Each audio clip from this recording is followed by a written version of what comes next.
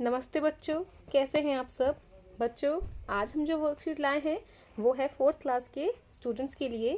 तो यहाँ पर आप अपनी क्लास के साथ लिखिए आपका सेक्शन, यहाँ पर आपका नाम और यहाँ पर आपकी टीचर का नाम। जैसा कि आप देख रहे हैं बच्चों, ये आपकी हिंदी की वर्कशीट है और ये वर्कशीट नंबर है 167। यह आपकी 11 फरवरी की वर्कशीट है और आपकी रिमझिम जो पुस्तक है उसमें जो पाठ है मुफ्त ही मुफ्त, हमारी वर्कशीट इसी पाठ पर आधारित है। इससे पहले भी इस पाठ पर आप बहुत सारी वर्कशीट्स कर चुके हैं बच्चों, तो ये उसकी आगे की वर्कशीट है। ठीक है, तो चलिए हम अपनी आज की वीडियो शुरू कर लेते हैं। मगर उससे पहले बच्चों, अगर आपने अभी तक मेरे चैनल बीबी क्लासेस को सब्सक्राइब नहीं किया है तो मेरे चैनल को सब्सक्राइब ज़रूर कर दें। चलिए अब ये आगे देखिए बच्चों। नमस्ते प्यारे बच्चों, कैसे हैं आप। आशा है कि आप बहुत अच्छे होंगे और अपना पूरा पूरा ख्याल रख रहे होंगे। पिछली पत्रिकाओं में आपने पाठ मुफ्त ही मुफ्त के माध्यम से जाना कि भीखूबाई ने मुफ्त की चीज़ पाने के लिए क्या क्या किया। आइए देखते हैं कि हमें इस कहानी का सही क्रम याद भी है या नहीं। तो यहाँ देखिए बच्चों, प्रश्न 1, हमको यहाँ पर जो कहानी है उस मुफ्त ही मुफ्त उसके कुछ वाक्य दिए गए हैं और हमको इन वाक्यों को सही क्रम में लगाना है कि इस कहानी में सबसे पहले क्या चीज़ हुई, उसके बाद क्या, उसके बाद क्या। ठीक है, तो यहाँ पर देखिए हमें एक जो है ये वाला जो वाक्य है इसको नंबर 1 पर लगाकर दिखा रखा है। जैसे भीखूबाई ने अपने होठों को चटकारा, वाह क्या मीठा मीठा सा स्वाद होगा।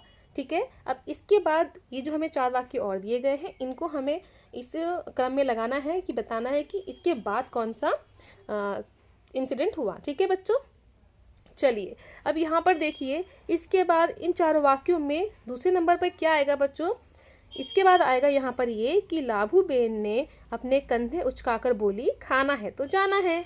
ठीक है, जब भीखूबाई को बहुत ज़्यादा मन करता है नारियल पीने का तो फिर उसके बाद लाभू बेन उनसे क्या कहती हैं, उनसे कहती हैं खाना है तो जाना है तो जाके लेके आओ। तो इसको आप लिखिए नंबर 2 पे। ठीक है बच्चों, उसके बाद क्या होता है, उसके बाद जो भीखूबाई हैं वो जाते हैं नारियल लेने के लिए। तो बंदरगाह पर चले जाओ, हो सकता है वहाँ तुम्हें 50 पैसे में मिल जाए। तो भीखूबाई हर जगह जो है नारियल का मोल भाव करने लग जाता है कि उनको सस्ते से सस्ता नारियल मिल जाए। तो इस तरीके से यहाँ पर वाक्य जो आएगा वो तीसरा वाक्य यह आएगा कि बंदरगाह पर चले जाओ, हो सकता है वहाँ तुम्हें 50 पैसे में मिल जाए। तो इसको आप लिखिए बच्चों 3, तो ये तीसरे क्रम पे आएगा यहाँ पर ये। फिर उसके बाद जो वाक्य आएगा बच्चों वो आएगा ये कि नाव वाले ने कहा नीचे रख दो, मेरे साथ कोई सौदा वौदा नहीं चलेगा। ठीक है, तो ये आ जाएगा हमारे चौथे नंबर पे, चौथे क्रम पे। इसको आप लिखिए 4। और उसके बाद जो बचता है वो है ये काका काका अब ऊँट वाले की बारी थी, मैं आपको 200 रुपये दूंगा लेकिन नारियल को छोड़ना नहीं। ये बिल्कुल आखिरी का जो कहानी में हिस्सा है वो वाला है जब वो सब के सब पेड़ पे लटक जाते हैं।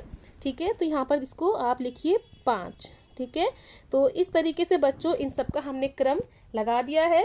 नंबर 1, 2, 3, 4 और 5, इस तरीके से 1, 2, 3, 4, 5 इनका हमने क्रम यहाँ पर लिख दिया। इसको आप ज़रूर कर लीजिएगा। चलिए अब हम आगे बढ़ते हैं अपने प्रश्न 2 की तरफ। यहाँ देखिए बच्चों, पाठ में आए निम्नलिखित वाक्यों को बोलकर पढ़िए और प्रश्नों के उत्तर दीजिए। अब हमें यहाँ पर जो हमें यहाँ पर एक पाठ का एक हिस्सा दे रखा है। ठीक है, इसके बाद हमसे यहाँ पर इसी से संबंधित प्रश्न पूछे गए हैं। तो चलिए पहले हम इनको वाक्यों को पढ़ लेते हैं, उसके बाद इन प्रश्नों के उत्तर भी हम लिख लेते हैं। ठीक है बच्चों, 50 पैसे। भीखूबाई मानो हैरानी से हक्के बक्की हो गए। इतनी दूर से पैदल आया हूँ, इतना थक गया हूँ और तुम कहते हो 50 पैसे।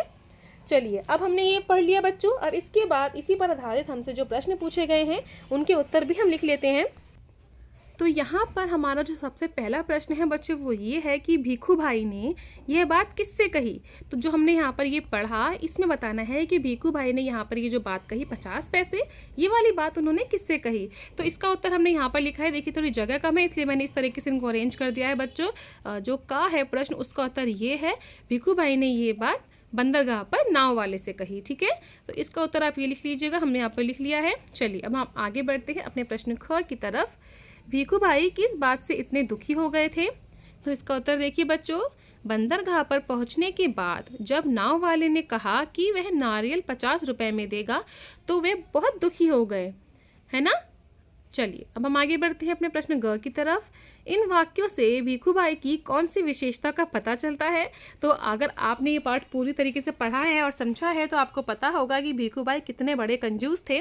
तो इससे हमें ये पता चलता है कि भीखूभाई बहुत कंजूस थे। ठीक है, तो हमने प्रश्न गा का उत्तर भी यहाँ पर लिख दिया है, कंजूसी का। अब आगे देखिए बच्चों, प्रश्न घ, हैरानी शब्द का प्रयोग करते हुए वाक्य बनाइए। जो हैरानी शब्द है इस पर हमें एक वाक्य बनाना है बच्चों। जैसे मैंने यहाँ पर एक वाक्य बना के आपको दिखा रखा है, आप चाहें तो कोई और वाक्य भी यहाँ पर लिख सकते हैं। जैसे अनीता की परीक्षा का इतना परिणाम जानकर सभी हैरान हो गए। इतना यहाँ पर, इतना के बाद बच्चों अच्छा आएगा। तो ये देखिए बच्चों, हमने यहाँ पे इसको ठीक कर लिया है। अनीता की परीक्षा का इतना अच्छा परिणाम जानकर सभी हैरान हो गए। ठीक है, तो इन चारों प्रश्नों के उत्तर आप अपनी कॉपी में, अपनी उसमें नोटबुक में ज़रूर कर लीजिएगा, अपनी वर्कशीट में। ठीक है, चलिए अब हम आगे बढ़ते हैं बच्चों। अब यहाँ पे देखिए बच्चों, प्रश्न 3। बच्चों, जैसा कि आप सब जानते हैं कि कोरोना वायरस के चलते पूरे भारतवर्ष में लॉकडाउन घोषित कर दिया गया था। जब हम लॉकडाउन के बारे में सोचते हैं तो हमारे दिमाग में कुछ शब्द या वाक्यांश आते हैं, जैसे मास्क, बंद, सामाजिक दूरी, सैनिटाइजर, बार बार हाथ धोना, बुखार आदि। आइए बच्चों, कुछ शब्द और सोचकर उन्हें अनुच्छेद में पिरोते हैं।